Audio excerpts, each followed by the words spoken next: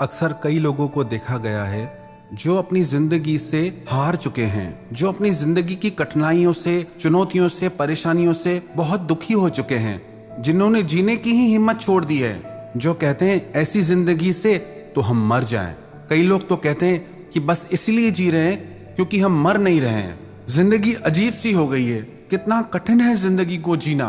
क्या करें इसी जिंदगी का जिसमें पग पग पर इतनी चुनौतियां हो, जिसमें इतने दुख भरे हों। एक घर में कई वर्षों से एक वीणा रखी हुई थी जो घर वालों के लिए भारी सिरदर्द बनी हुई थी। जब भी कोई काम की गंभीर बात चल रही होती तो कोई शैतान बच्चा आकर उस वीणा के तार छेड़ देता। घर के बड़े बूढ़े उस शोर से बहुत परेशान हो गए थे। घर में जब भी कोई अतिथि आता तो वीणा छिपा दी जाती ताकि उसके तारों की झनकार से बातचीत में विघ्न न पड़े। घर वालों ने फैसला कर लिया कि इस वीणा को घर से हटा देना ही बेहतर है। दूसरे दिन सुबह वीणा को घर के सामने कूड़े के ढेर पर डाल दिया गया।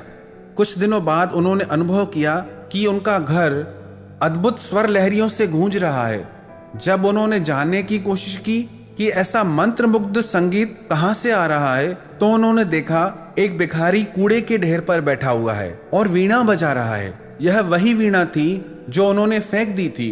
उसी वीणा से वो संगीत के अनुपम सुरों का सृजन कर रहा था। घर वालों की आंखों में आंसू आ गए। उन्होंने भिखारी से कहा, इस वीणा में इतना संगीत छिपा हुआ है, हमें पता ही नहीं था।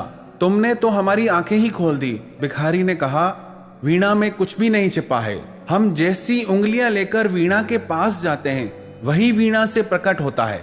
याद रखना एक बात, ये जीवन भी एक वीणा की तरह ही है। हम जैसी दृष्टि लेकर जीवन के पास जाएंगे हमें वैसा ही जीवन लगेगा। यदि लगेगा कि कैसी जिंदगी है, बेकार सी, इससे तो इसको मिटा दें हम, तो जिंदगी से वैसा ही बेसुरा संगीत निकलने लगेगा, क्योंकि हमने जिंदगी की वीणा पे दुख और दर्द की अंगुलियां रख दी है। अगर हम इसी जिंदगी की वीणा पे सुख और खुशियों के संगीत की उंगलियां रख दे तो जिंदगी से वैसा संगीत निकलने लग जाएगा। तो याद रखिए एक बात, जिंदगी आपकी बहुत अनमोल है। आप जिंदगी को जिस नजर से देखते हैं जिंदगी आपको वैसी ही दिखेगी।